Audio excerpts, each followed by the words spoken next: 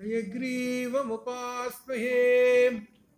నారాయణ సమారంభాం వ్యాసశంకర మధ్యమాం అస్మదాచార్య పర్యంతాం వందే గురు పరంపరాం. వ్యాసం వసిష్ఠనప్తారం శక్తే పౌత్రమకల్మషం పరాశరాత్మయం వందే సుఖదానం తపోనిధిం. సుఖదాతం తపోనిధిం. గజానన పద్మార్కం గజాననమహర్నిశం అనేకదం తం భక్తానాం ఏకదంతముపాస్మహే. ఏకదంతముపాస్మహే. శ్రీ మహాగణాధిపతయే నమః. మహాగణాధిపతి వినాయక చవితి సందర్భంగా 9 రోజులు మీరు ఆనందోత్సాహాలతోటి గణపతి నవరాత్రులు చేస్తున్నందుకు ఆ గణపతి యొక్క అనుగ్రహం తప్పక సిద్ధిస్తుంది. ఈ రోజున విశేషమైనటువంటివి గణపతి నవరాత్రి ఉత్సవాలు. మీకు ముందుగా ఒక ప్రశ్నగా మీకు తడుతుంది. ఎందుకంటే గణపతి నవరాత్రులు 9 రాత్రులు చేస్తున్నాం. 9 రోజులు రాత్రి కదా, 9 రాత్రులు కదా అనగా అర్థం రాత్రి కూడా ఏమని అర్థం. మరి రోజు చేస్తున్నాం కదా. ఇక్కడ అర్థం ఏంటంటే రాత్రి అనేటువంటి మాటకు అర్థం చీకటి అని అర్థం. రాత్రి అంటే చీకటే కదా. చీకటి అంటే అజ్ఞానం అనే చీకటిలో ఉన్నావు నువ్వు.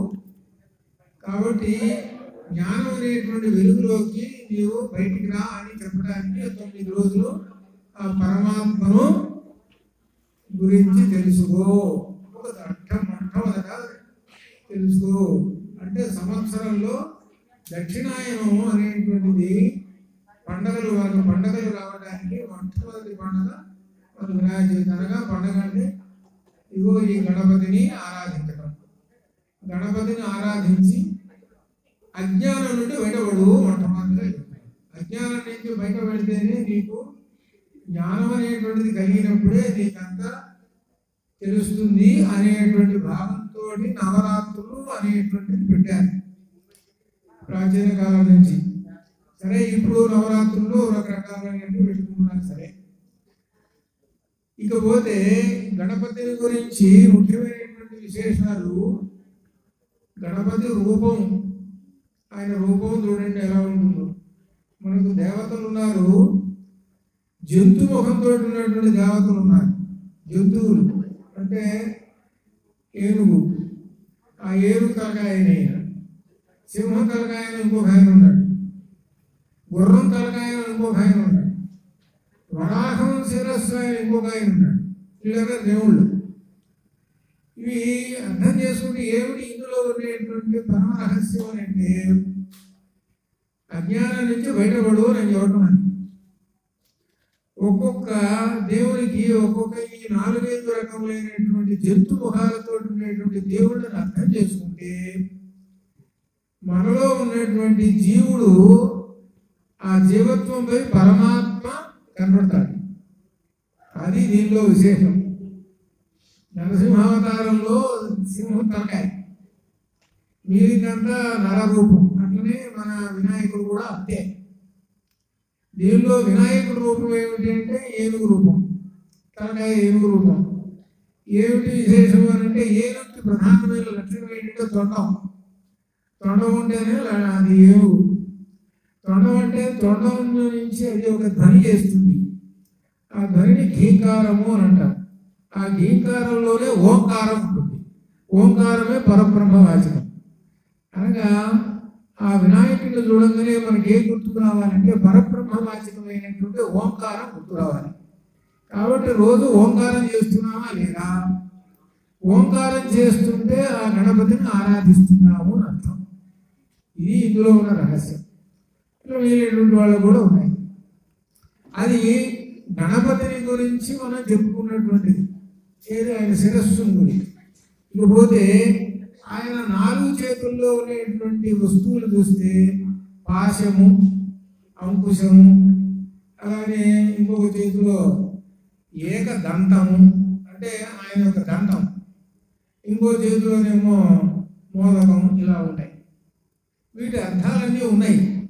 ఆ అర్థాలు తెలుసుకుంటే మనకు జ్ఞానం కలుగుతుంది. పాశము తాడు అనగా అర్థం ఏంటి? మనల్ని కట్టివేసి, జ్ఞానం అనే పాశంతో కట్టివేసేసి ఆయన తన దగ్గర అట్టు పెట్టుకొని జ్ఞానం ప్రబోధిస్తాడు అని అర్థం. పాశం అంటే అది అర్థం. ఇకపోతే అంకుశం అని అంటే మనలో ఉన్నటువంటి 6 శత్రువులు అనేటువంటివి ఏనుగులు అని. ఆ ఏనుగుల మీద ఒక బోర్డు పొడుస్తాడు మామిడివాడు. ఈ 2 దేనికి సంకేతం అంటే లలితానామాలకు సంకేతం. ఇక్కడ ఒక రహస్యం చెబుతాం, దాని ప్రకారంగా అంతా అర్థమైపోతుంది. ఒక్కటే ఏమిటనంటే లలితానామాల్లో కుమార గణనాథాంబ అనే ఒక నామం ఉంది. కుమార గణనాథ, కుమార గణన అంబ అంటే ఏంటి? అంబ అంటే అమ్మవారు. అమ్మవారికి 2 పిల్లలు, ఒక ఆయన కుమారస్వామి, ఒక ఆయనేమో గణపతి. సరే, కుమారస్వామి ఏమో ఆ శివుని వల్ల జన్మించాడు. సరే, గణపతి ఏమో ఆమె సృష్టించినటువంటిది. సరే, ఏదైనా సరే వాళ్ళిద్దరు పిల్లలు. ఇది వీళ్ళు. ఇక్కడ ఇప్పుడు ఒక రహస్యం ఏమిటనంటే తల్లి లక్షణాలు సాముద్రిక శాస్త్రం ప్రకారంగా తల్లి యొక్క రూపము, తల్లి లక్షణాలు కొడుకు వస్తాయి. ఇది సాముద్రిక లక్షణం. మీరు లోకంలో ఎక్కడన్నా చూస్తే కొంతమంది మగపిల్లల్ని చూస్తే వాళ్ళ అమ్మ రూపాన్ని గుర్తు తెచ్చుకుంటారు. మీ అమ్మ బలానా కదా అని అంటారు. అలానే ఆ తల్లి యొక్క లక్షణాలు కూడా వీరికి వస్తాయి. ఇది మనకు సహజంగా ఎక్కువ కనబడుతుంటాయి. అట్లనే అమ్మవారి యొక్క లక్షణాలు డూప్లికేట్. ఒక రకంగా చెప్పాలంటే వినాయకుడు ఎవరంటే అమ్మవారి డూప్లికేట్. అనగా అమ్మవారి యొక్క లక్షణాలన్నీ పుణికి పుచ్చుకున్నటువంటి వాడు వినాయకుడు. ఈ విషయాలు మనకు మంత్రంలోనే, అధర్మణ శీర్ష మంత్రంలోనే వస్తాయి. ఇక్కడ విశేషం ఏమిటంటే ఆ గణపతి అనగా పరమాత్మ ఎక్కడ ఉన్నాడు? మూలాధార చక్రంలో ఉన్నాడు. అమ్మవారు ఎక్కడ ఉన్నది? సహస్రారంలో ఉన్నది. అంటే మొదటి పెట్టేమో గణపతి కూర్చున్నాడు, చివరి పెట్టేనంటే సహస్రారంలో అమ్మవారు కూర్చుంది. అక్కడేమో అమ్మవారు, ఇక్కడేమో గణపతి. వీళ్ళిద్దరూ చూసుకోండి ఎలా ఉన్నారు. వీళ్ళిద్దరూ మన శరీరాన్ని నడుపుతుంటారు. అనగా గణపతి యొక్క అనుగ్రహం ఉందంటే పైకి 7 మెట్లు ఎక్కేస్తాం. 7 మెట్లు ఎక్కేస్తామని అంటే షట్చక్రాలని అధిగమించేసేసి సహస్రారమైనటువంటి మోక్షానికి వెళ్ళిపోతాం. ఆ మోక్షానికి వెళ్ళిపోతున్నాం అంటే అమ్మవారి దగ్గర వెళ్ళిపోతున్నాం అని అర్థం. కాబట్టి మొట్టమొదట ఎంట్రన్స్ ఎక్కడ ఉన్నది? గణపతి దగ్గర ఉన్నది. ఆ గణపతిని అనుగ్రహం పొందితే అన్నీ జయించవచ్చు. అందుకని మనం ఏ శుభకార్యాల్లో మొట్టమొదట గణపతిని ఆరాధన చేసుకునే కార్యక్రమాలు మొదలు పెడతాం. ఇది ఈ రోజు కాదు, ఇది వేదకాలంలోనే ఉన్నది. ఋగ్వేద కాలంలోనే అప్పుడు యజ్ఞాలు యాగాదులు మొదలుపెట్టినప్పుడు బ్రహ్మణస్పతి అనేటువంటి ఒక దేవత ఉన్నాడు. ఆ దేవతను స్తుతించి కానీ వాళ్ళ యజ్ఞం మొదలుపెట్టారు. ఆ బ్రహ్మణస్పతి అనేటువంటి దేవతయే ఇప్పుడు గణపతి. అంతే, తేడా ఏం లేదు, పేరు మారిందంటే అట్లా అన్నమాట. అలా ఈ విధంగా ఆ రూపాన్ని గురించి చెప్పుకుంటే ఇంకా చాలా విశేషాలైనటువంటివి కూడా వస్తాయి. కాబట్టి వినాయకుడిని, గణపతిని చూడంగానే మనం ఓంకారం గుర్తుకు రావాలి. ఓంకారం గుర్తుకొచ్చి ఆ ఓంకారం చేసామా లేదా ఇవాళ ప్రతి వాళ్ళు అందరూ ప్రతిరోజు కనీసం 2 నిమిషములైనా సరే ఓంకారం చేస్తే గణపతి యొక్క అనుగ్రహం ఉంటుంది. గణపతి అనేటువంటి ఆయన సర్వదేవతలకు మొట్టమొదట ఉంటాడు. ఒక రకంగా చెప్పాలంటే ఇంటికి గేటు లాంటి. ఆ గేటు దాటితేనే కదా లోపల వెళ్ళేది.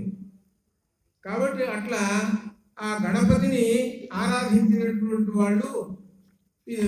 ఇంకొక విశేషం కూడా మీకు ప్రాచీన కాలంలో ఉండేటువంటి ఒక విశేషం కూడా మీకు ఉంచుతాను. మనకు శంకరాచార్య స్వామి వారు రాకముందు కూడా పంచాయతనం ఉండేది మన దేశంలో. పంచాయతనం అంటే 5 దేవతల్ని 5 భాగాల వాళ్ళు, అంటే శాక్తేయులు అనేవాళ్ళు ఉన్నారు. శాక్తేయులు అంటే అమ్మవారిని మాత్రమే ఆరాధిస్తారు వాళ్ళు. సౌరాయణులు ఉన్నారు, వాళ్ళు సూర్యుడు మాత్రమే ఆరాధిస్తారు. శైవులు ఉన్నారు, వాళ్ళు శివుణ్ణే ఆరాధిస్తారు. వైష్ణవులు ఉన్నారు, వాళ్ళు విష్ణువునే ఆరాధిస్తారు. గాణాపత్యులు ఉన్నారు, వీళ్ళు ప్రధానం. ఈ గాణాపత్యులు గణపతిని మాత్రమే ఆరాధిస్తారు. అందువల్ల శంకరాచార్య స్వామి వారు వీళ్ళందరినీ 5గురిని ఆరాధించండి అయ్యా, ఈ 5గురిలో మీకు ఎవరైతే ఎక్కువ ఇష్టైతే వాళ్ళని గురించి ఉపాసన చేసుకోవచ్చు అని కూడా చెప్పారు. అదే ఇప్పుడు కూడా కొంతమంది గాణాపత్యులు ఉన్నారు. అంటే ఎట్లా అండి మీ గాణాపత్యులు అని అంటున్నారంటే, కొంతమంది సంకటహర చతుర్దశి అనేది చూడండి, సంకటహర చతుర్థి అని, అది 1 సంవత్సరం పాటు ఉపాసన చేస్తారు వాళ్ళు గాణాపత్యులు వాళ్ళు. అట్లా అన్నాడు. పూర్వజన్మలో ఎప్పుడో గాణాపత్యులు వాళ్ళు, ఈ జన్మలో ఇట్లా తీసుకున్నారు. కొంతమంది వైష్ణవులుగా ఉన్నారు, కొంతమంది అమ్మవారిని ఆరాధిస్తూ ఉంటారు. ఇట్లా ఈ విధంగా అన్నమాట ఇప్పుడు కూడా మనం జరుగుతూనే ఉన్నది ఎట్లా అన్నమాట.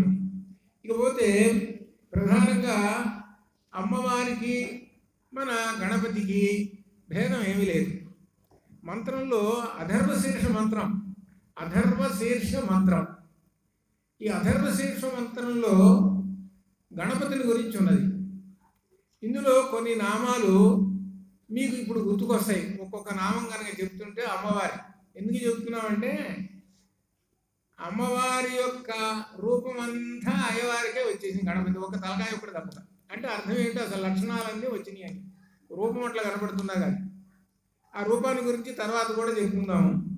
ముందు అసలు నామాల గురించి చెప్పుకుందాం. గణపతికి అమ్మవారికి ఇక్కడ వరుసగా చూస్తుంటే మనకు ఇందులో విశేషంగా త్వం గుణాతీతః అని గణపతికి, త్వం గుణత్రయాతీతః,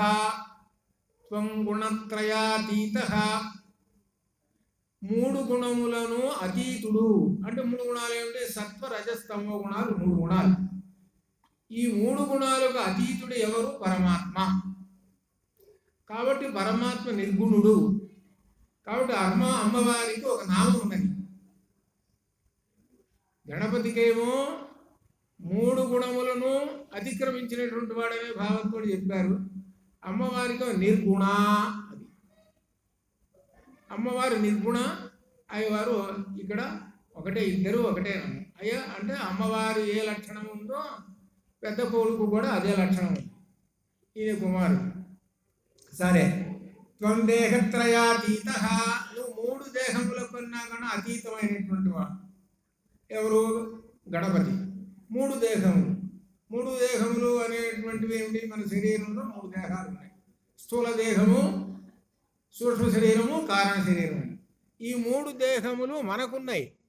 కానీ ఈ 3 దేహములు పరమాత్మకి లేవు. కాబట్టి ఆ పరమాత్మ అయినటువంటి గణపతి నామమే అమ్మవారికి నిరుపాధి. అది అమ్మవారు నిరుపాధి. అట్లనే త్వం మూలాధారా స్థితోసి, ఎవరు? గణపతి. అలానే అమ్మవారు మూలాధారాంబుజారూఢ. ఒకటే నామం, అదే అర్థం, అదే నామాలు. ఇంకా కొన్ని ఇంకా అలానే ఉంటాయి. గణపతి త్వం ప్రత్యక్షం బ్రహ్మాసి, అమ్మవారు తత్వమయీ. అక్కడ ఇక్కడ అంతా ఒకటే. త్వమేవ కేవలం కర్తాసి, ఎవరు? గణపతి. కర్తాసి అంటే మొత్తం ఈ సృష్టికర్త. అలానే అమ్మవారి అదే పేరు, సృష్టికర్త్రి. అమ్మవారి సృష్టికర్త్రి. అలానే త్వం ధర్తాసి, ఆ గణపతి త్వం ధర్తాసి, నువ్వు అందరినీ పోషిస్తావయ్యా, సమస్తమైనటువంటి ప్రాణుల్ని అని గణపతి. అలానే అమ్మవారికి అదే పేరు సర్వాధార. అది సమస్తమునకు అందరికీ ఆధారమైనటువంటిది అమ్మవారు. అలాగే త్వమేవ హర్తాసి, నీవే హర్తవు అనగా లయకారకుడవు. పరమాత్మ ఏమిటి? సృష్టి స్థితి లయలు ఉంటాయి. సృష్టి స్థితి లయలు పరమాత్మ. అలానే గణపతి కూడా సృష్టి స్థితి లయలు ఉన్నటువంటి వాడు. అలానే అమ్మవారు కూడా సృష్టికర్త్రి, అలానే సర్వాధార, అలానే లయకరి. 3 అంటే ఏమిటి, ఏమాత్రం తేడా లేదు. ఎందుకు చెప్పుకుంటున్నామనంటే గణపతిని ఆరాధిస్తున్నామనంటే మొట్టమొదటగా అమ్మవారిని ఆరాధిస్తున్నాము. రాబోయేటువంటి నెల ఉన్నదే ఆశ్వీజ మాసం, అమ్మవారి నెల అది. ఇప్పుడు గణపతి నెల, ఇది భాద్రపద మాసం.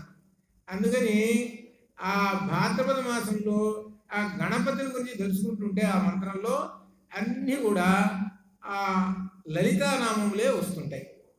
అందుకని ముందర్తిగానే చెబుతున్నారనమాట, గణపతి దగ్గర అమ్మవారిని గురించి అర్థం చేసుకో అన్నట్టు. ఇంకా ముఖ్యమైనటువంటివి త్వమేవ కల్విదం బ్రహ్మాసి, త్వమేవ కల్విదం బ్రహ్మాసి. ఎవరు? గణపతి. ఆ గణపతి ఈ బ్రహ్మము ఆయనే. సమస్తమైన బ్రహ్మం ఎవరు అంటే పరమాత్మ. ఇక్కడ గణపతి. మరి అమ్మవారు బ్రహ్మ, అమ్మవారి నామాల్లో బ్రహ్మ. అలానే గణపతికి త్వం సాక్షాత్ ఆత్మాసి, త్వం సాక్షాత్ ఆత్మాసి, నువ్వు సాక్షాత్తుగా ఆత్మవు అని గణపతి. మరి అమ్మవారికి ఆత్మ. అలానే గణపతి నిత్యం, ఆయన పేరు నిత్యం. అలానే అమ్మవారికి నిత్య. ఈ నామాలన్నీ కూడా మీకు ఇప్పుడు స్మరణకి వస్తూ ఉండాలి. ఈ స్మరణకి వస్తూ ఉంటుంటే అమ్మవారి యొక్క అనుగ్రహం వస్తుంది. అలానే త్వం భూమి రాపో అనలో, ఆ గణపతి గారు పంచభూతాలు నువ్వే గణపతి.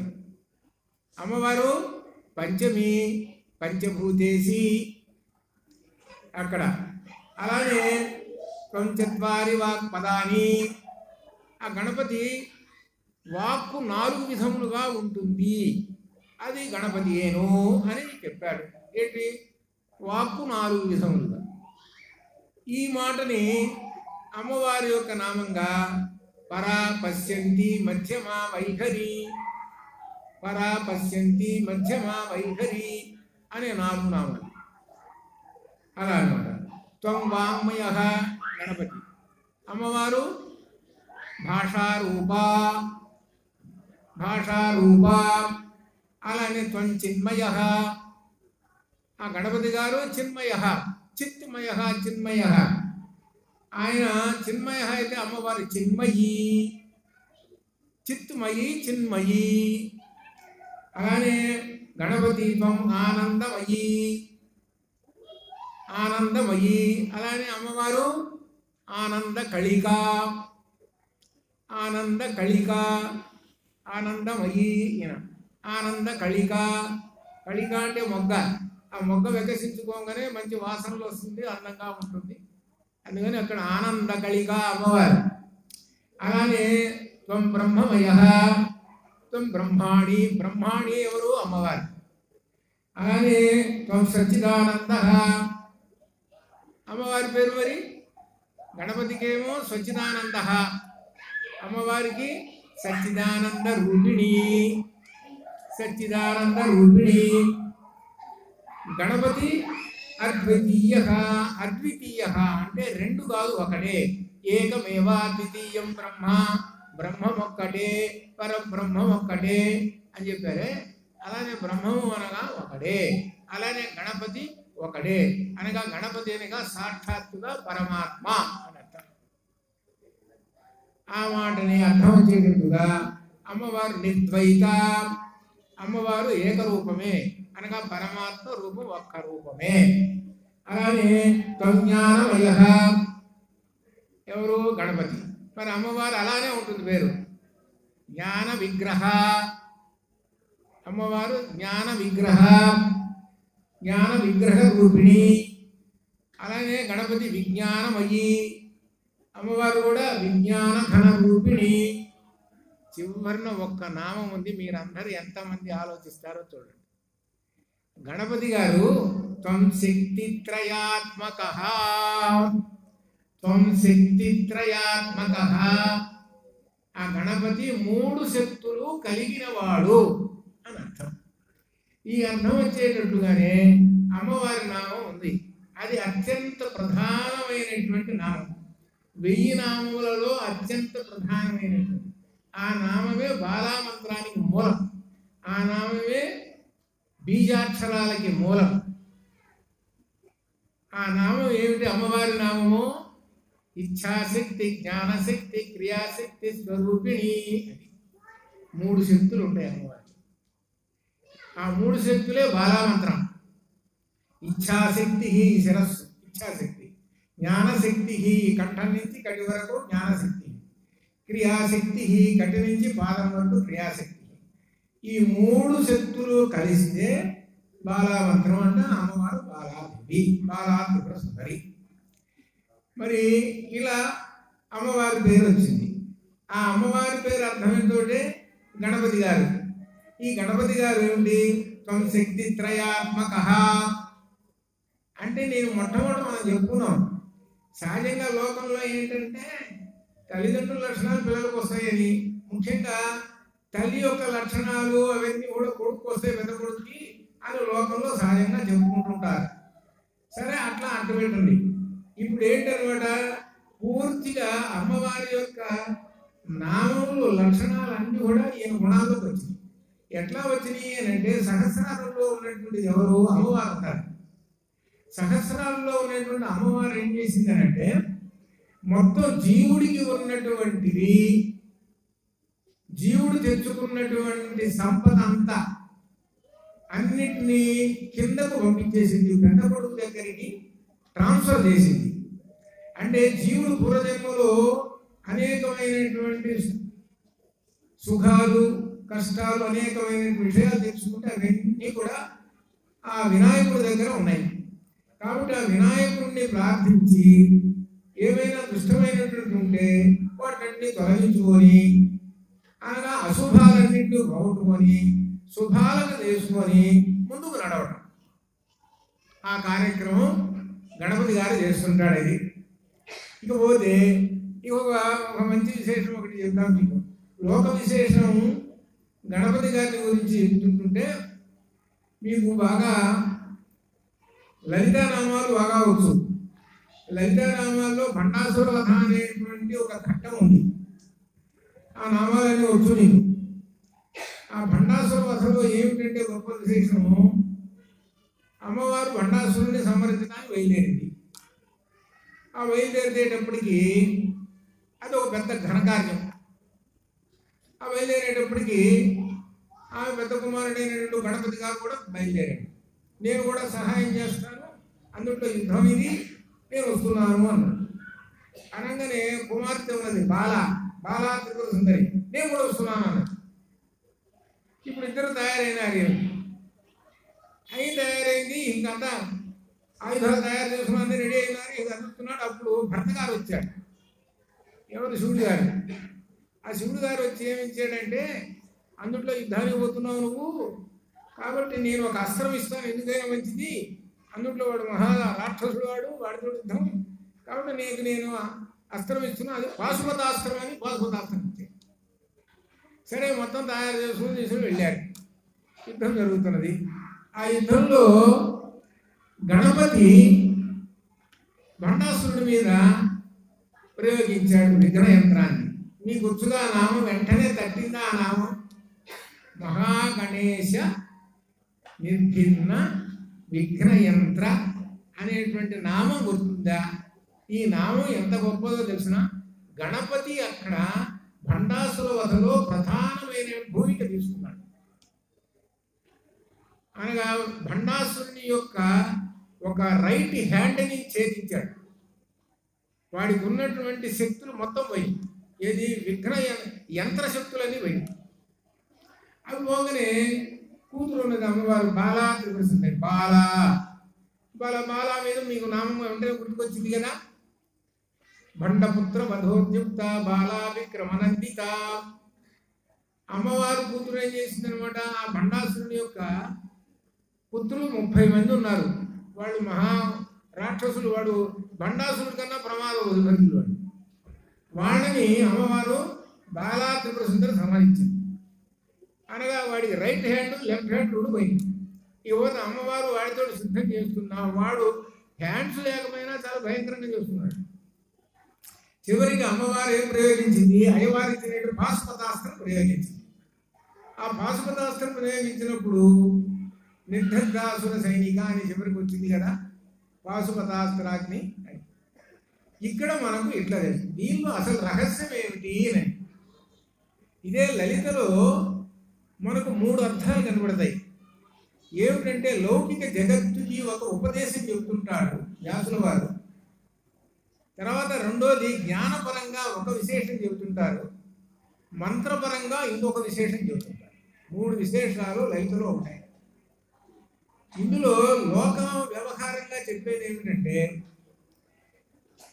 ఒక ఘనకార్యం చేయడానికి ప్రారంభమైందండి. ఆమె భర్త గారు ఇంట్లో కూర్చున్నాడు. ఈమె మొదలు పెట్టుకుంది, నేనే చేసేస్తానంటే ఆ ఘనకార్యం అన్నది. ఇప్పుడు భర్త గారు ఎందుకు నువ్వు చేయటం, నువ్వు వెదలకుండా కూర్చోరాదా, ఎందుకు అనవసరమైన పని నీకెందుకు, వెదలకుండా కూర్చోరాదు, ఎందుకు లేనిపోయింది అని కొని తెచ్చుకోవడం, వాళ్ళు ఏదో అడిగారు నువ్వు వెంటనే పోయి చేయాలన్నా, వెదలకుండా కూర్చోరాదు, వెనకుండా ప్రస్తుత కాలంలో ఉన్నది. కానీ అమ్మవారు ఏం చెబుతున్నది, అది లోకోపకారం కోసం చేయవలసినటువంటి పెద్ద ఘనకార్యం ఇది, ఆమెకు చేసేవాళ్ళు లోకోపకారం కూర్చో అని అయ్యగారు అంటాడు. మొగుడు సరే పెద్ద కొడుకున్నాడు చూసారా, పోనీ వాడు సహాయం చేస్తాడనంటే అమ్మ నీకెందుకమ్మా లేని పని కొని తెచ్చుకుంటావు. ఇది సంగతి. ఇది లోక వ్యవహారం ప్రస్తుతం ఉన్నటువంటి వ్యవహారం అవునా కాదా. ఏదైనా ఒక మంచి ఘనకార్యం సత్కార్యం మొదలు పెట్టాలి అంటే ఆటంకాలు ఇంట్లో నుంచే వస్తున్నాయి. అంటే అర్థం ఏమిటంటే దీనిలో వ్యష్టి కుటుంబము అని అర్థం. వ్యష్టి కుటుంబం ఎలా ఉంటుంది, సమిష్టి కుటుంబం ఎలా ఉంటుంది అని అంటే ఆ భార్యకి అనగా అర్థం అమ్మవారికి వీళ్ళందరూ సహాయం చేశారు. కొడుకు సహాయం చేశారు, కూతురు సహాయం చేసింది, భర్త సహాయం చేశాడు. దీనివల్ల ఏంటి ఒక పెద్ద ఘనకార్యాన్ని సాధించారు, లోకోపకారం జరిగింది. ఇది లోకానికి కావాల్సినటువంటి గొప్ప విశేషమైనది. లోకహితం కోసం ఒక విషయం ఉంటుంది లలితలో. దానిలో ప్రధానంగా మనకు ఈ గణపతి గారు చేరాడు. అలానే తత్వపరంగా ఉన్నది, అలానే మరి మంత్రపరంగా బీజాక్షరపరంగా ఉంది. ఇవి తెలుసుకోండి అని చెప్పడం. ఇది తెలుసుకోవడానికే నవరాత్రులు పెట్టారు. నవరాత్రులు అంటే 9 రాత్రులు. 9 రాత్రులు అంటే 9 చీకట్లు. 9 చీకట్లలో నువ్వు ఎక్కడికి పోతావు, లైట్ లేదే ఎక్కడికి పోలేవు. అందుకనే ఇందులో ఏమిటి మన తత్వశాస్త్రంలో చెబుతారు. ఆ తత్వశాస్త్రంలో ఉండేటువంటి చెప్పుకుంటూ కూర్చుంటే మనకు అనేకమైన విశేషాలన్నీ కూడా వస్తుంటాయి. అందువలన ఇక్కడ ఈ సందర్భంలో వాటిని గురించి వివరించకుండా లోక వ్యవహారానికి మీకు కావాల్సినటువంటి విషయం చెప్తా నేను. త్రిగుణములు త్వం త్రిగుణాతీత, ఎవరు గణపతి. త్రిగుణ అతీత, 3 గుణముల కన్నా అతీతుడైనటువంటి వాడు పరమాత్మ స్వరూపము అని అర్థం. 3 గుణాలు ఏమిటి, సత్వ రజస్తమో గుణాలు.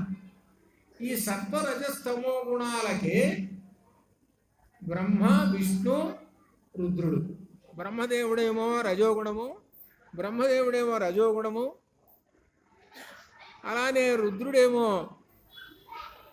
శివుడేమో తమోగుణము, బ్రహ్మేమో రజోగుణము, తర్వాత విష్ణువేమో సత్వగుణం. ఈ 3 గుణాలకి అనుగుణంగా 18 పురాణాలు ఉన్నాయి. ఈ 18 పురాణాలు ఉన్నాయి వీళ్ళ ముగ్గురికి అని మనకు సౌందర్యలహరిలో 3వ లైన్లో వచ్చింది. హరిహర విరించాది వీరపెట్టే. అందులో తమోగుణుడైనటువంటి ఆ శివుడు ఉన్నాడే, ఆయన యొక్క చరిత్ర ఒక సందర్భం చూసుకుంటే మనకు ఒక ఉపదేశం కలుగుతుంది. ఏమిటంటే అది తమోగుణం. అందుకనే ఈ పురాణాలు ఎందుకు చెబుతున్నారు అని అంటే ఆ గుణాలను అర్థం చేసుకొని దాని ప్రకారంగా నడుచుకుంటే మీ యొక్క జీవితం బాగుంటుంది అని. ఏమిటో ఒక ఉదాహరణ, భస్మాసురుడు అనే ఒక రాక్షసుడు ఉన్నాడు. వాడు పెద్ద తపస్సు చేశాడు. శివుడు ప్రత్యక్షమైనాడు. శివుడు ప్రత్యక్షమై ఏమన్నాడు, నీకేం కావాలో కోరుకో అన్నాడు. కోరుకో అని అంటే వీడేమడిగాడు భస్మాసురుడు, నేను ఎవడి నెత్తి మీద చేయి పెడితే వాడు బూడిదైపోవాలి అని అడిగాడు. మరి శివుడు ఏమొచ్చాడు, సరే ఇచ్చేసాడు. ఇక్కడ దీనిలో 2 దోషాలు ఉన్నాయి. ఏమిటి 2 దోషాలు అంటే, ఈ భస్మాసురుడు అనేవాడు దృష్టి ఏమిటి, లోకహితమాది వాడు కోరింది కాదు. వీడు తమోగుణం అట్లా ఉంటుంది, తమోగుణం. సరే, శివుడు మరి వాడు ఏ వరం కోరతాడో ఏమిటో ముందు వెనకలు ఆలోచించాడా? ఏం ఆలోచించలేదు, ఇస్తాను అన్నాడు. సరే, వాడు భస్మం కావాలని కోరితే పోనీ అప్పుడైనా ఆలోచించాడా? ఈ శివుడు ఆలోచించాలి, ఇచ్చాను పోండి. ఇచ్చాననేటప్పటికీ భస్మాసురుడు ఏం చేశాడు, ఈ ఇచ్చిన వరం పనిచేస్తుందో లేదో, అయ్యా శివుడు గారు నీ నెత్తి మీదనే చేయి పెడతాను, నువ్వు బూడిద కావాలి కదా ఉండవయా అన్నాడు. ఓరి నీకు అస్తం, నీకు ఆ వరం ఇస్తే చివరికి నా నెత్తినే పెడుతున్నావు కదరా అని చెప్పి భయపడి దొరుకుతున్నాడు. సరే, మధ్యలో ఆ విష్ణుమూర్తి వచ్చాడు, సరే కట్టించాడు. ఇది మనకు సౌందర్యలో హరిస్వామారాధ్య ప్రణత జన సౌభాగ్య జననీ పురాణారీ భూత్వా పురరితునక్షోభమనయతు అక్కడ చెప్తాను. అది విశేషం. అట్లనే ఇంకొక విషయం చెప్తాను, మీకు ఎంతసేపు టైం కాదు, ఇంకొక 10 నిమిషాలు ఊహించేసి 5 నిమిషాలు ఇంకొక విషయం చెప్పేస్తాను. ఏమిటనంటే, బ్రహ్మదేవుడు అలానే విష్ణువు అలానే రుద్రుడు ఉన్నారు, 3. వీళ్ళు ముందు పుట్టిన వాడు ఎవరంటే బ్రహ్మదేవుడు ముందు పుట్టాడు. వీడికి 5 తలకాయలు, ఆ తర్వాత విష్ణువు, ఆ తర్వాత రుద్రుడు. కాబట్టి చిన్నవాడు ఎవరు, రుద్రుడు. పెద్దవాడు ఎవరు, బ్రహ్మదేవుడు. బ్రహ్మదేవుడు ఏమంటాడనంటే రుద్రుడిని, చిన్నవాడిని, మరే నువ్వు అందరికన్నా చిన్నవాడినా, నేను అందరికన్నా పెద్దవాడినా, పైగా నాకు 5 తలకాయలు ఉన్నాయి. 5 తలకాయలు ఉన్నాయి అంటే దాని అర్థం నేను చాలా గొప్ప, నేను పెద్ద మేధావిని, నేను మీకు అందరికన్నా. కాబట్టి నువ్వు రోజు నా కాళ్ళకి నమస్కారం చేయాలి, నేను ఎప్పుడు పనులు చేయాలరా అని ఆ చిన్నవాడిని వీడు దార్శనికం చేస్తున్నాడు. వీడు పెద్దవాడు బ్రహ్మదేవుడు దార్శనికం చేస్తుంటే వాడు రుద్రుడు చూసి, చిన్నవాడు చూసి విష్ణుమూర్తి వాడి త్రిశూలంతో ఒక ఆ తలకాయ నరికి పారేశాడు. నరికేసేటప్పటికి అప్పుడు ఈ 4 తలకాయలు ఉన్నాయిగా, ఇక బ్రహ్మదేవుడు భయం వేసి తల్లి దగ్గర పరిగెత్తుకుంటూ పోయినాడు. ఆ తల్లి దగ్గరికి పరిగెత్తుకుంటూ పోయేటప్పటికి అప్పుడు తల్లి అన్నది. అప్పుడు చెప్పింది అనమాట, అదే మనకు సౌందర్యంలో 70వ శ్లోకం, నఖేభ్య సంస్కృత అని గోళ్లతోటి చిరిగి పారేసిందా అంటే రుద్ర రూపంలో తనలేని అని కథ. దీని గురించి ఏమిటి మనం తెలుసుకోవాల్సింది. ఇదే గొప్ప విశేషం. ఇంటికి పెద్ద కొడుకు ఉంటే ఓ 4 ఉన్నారు అనుకోండి, ఆ 4 ఉంటే లాస్ట్ వాడు ఉంటాడు చూసారు. ఆ లాస్ట్ వాడికి ఈ పెద్దవాడు తండ్రి,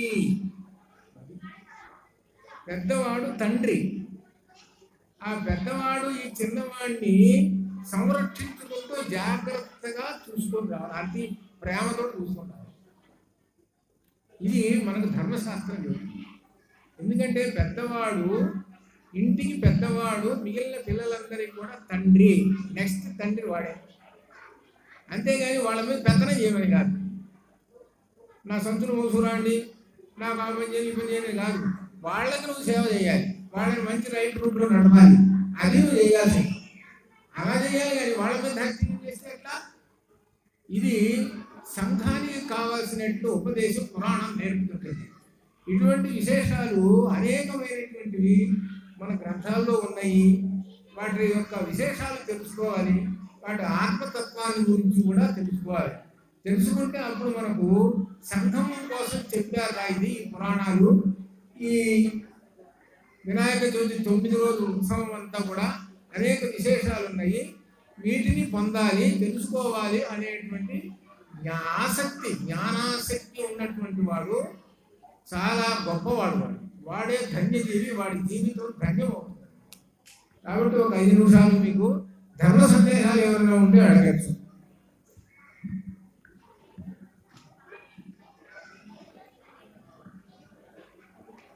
ఎవరికన్నా ధర్మ సందేహాలు ఉంటే వాళ్ళని వాళ్ళు అడగచ్చు. అలానే నేను కూడా అక్కడ వాళ్ళకి నా అపార్ట్మెంట్లో అడిగాను, చెప్తే ధర్మ సందేహాలు అట్లా మీకు అవకాశం.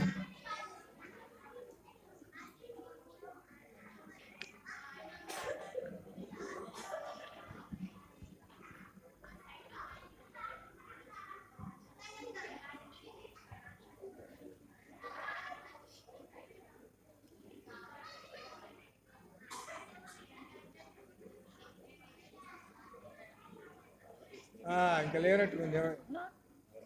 ఎవరు ధర్మ సందేహాలు ఎవరికి రాలేదు కదా? ఎవరన్నా అడుగుతారా? మీరు ఏమన్నా అడుగుతారా? అడిగితే అప్పుడు సరే అట్లా అట్లా ముగించవచ్చు కదా. ఇంకా ఓం పూర్ణమః పూర్ణమిదం పూర్ణాత్ పూర్ణముదచ్యతే పూర్ణస్య పూర్ణమాదాయ పూర్ణమేవావశిష్యతే. असतो मा सद्गमय तमसो मा ज्योतिर्गमय मृत्योर्मामृतंगमय. ओम शांति शांति शांति. అలానే రేపు వచ్చే ఆ దసరాకి మీకు ఏమైనా విశేషాలు కావాలన్నా, ప్రవచనం కావాలన్నా కానీ, ఏమైనా దసరాకి లలితుల గురించి కానీ, సౌందర్యలహరి గురించి కానీ ఏమైనా విశేషాలు కావాలంటే ముందు మీరు అనుకుంటే మన రవిశంకర్ శర్మ గారికి చెప్పేస్తే ఆ కార్యక్రమం ఇవ్వడానికి నేను సిద్ధం. అట్లా అనమాట. అట్లా శుభం పోయాలి.